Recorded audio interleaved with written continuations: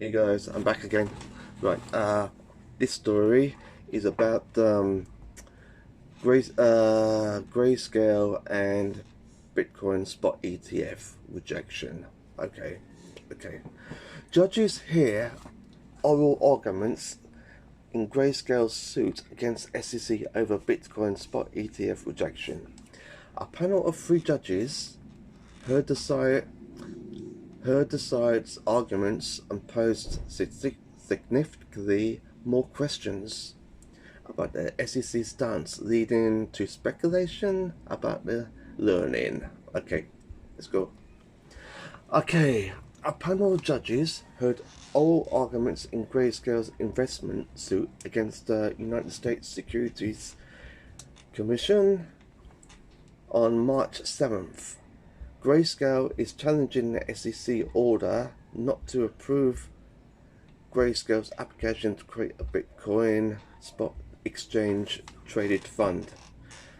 Why? SEC, why?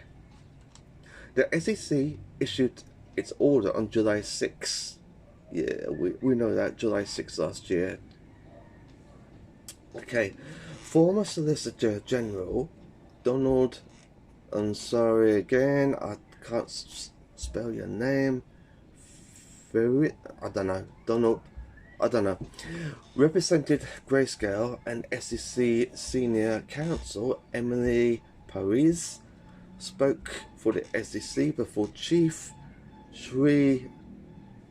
Srinivasa, I think it must be a judge or something, and judges Naomi Rayo and Harry Edwards in the District of Columbia Circuit Court of Appeals.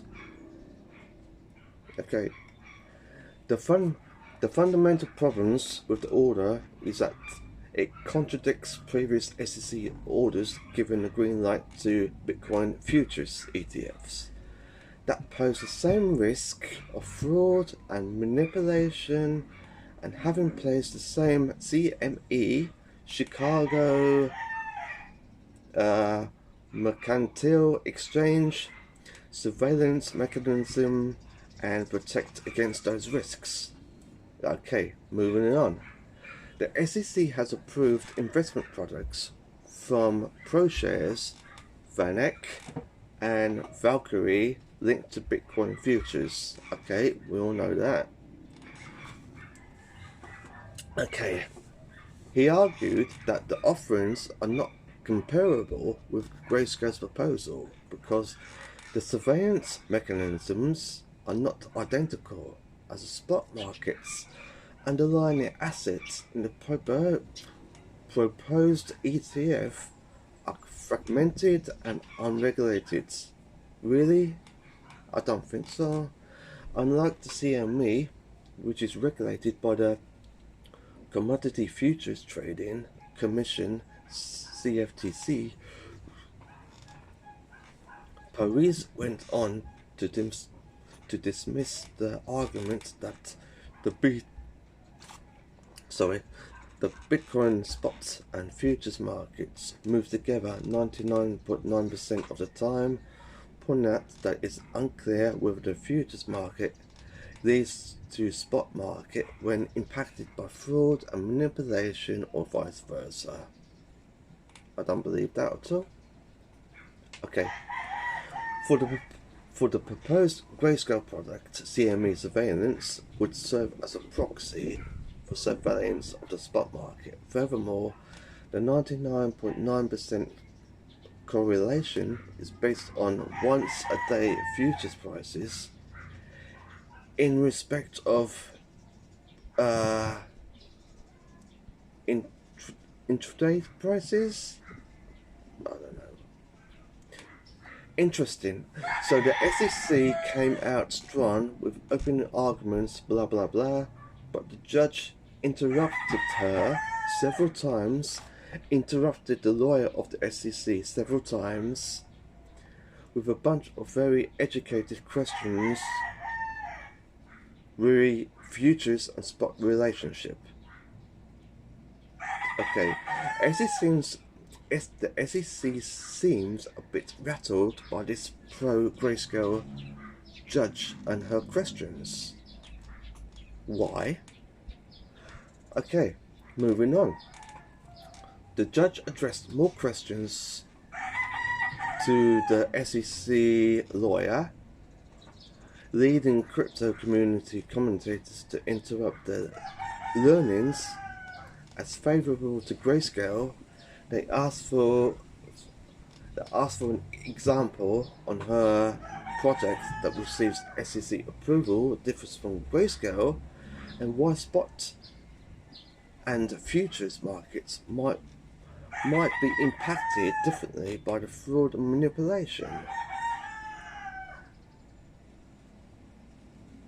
Okay, so in other words, the judge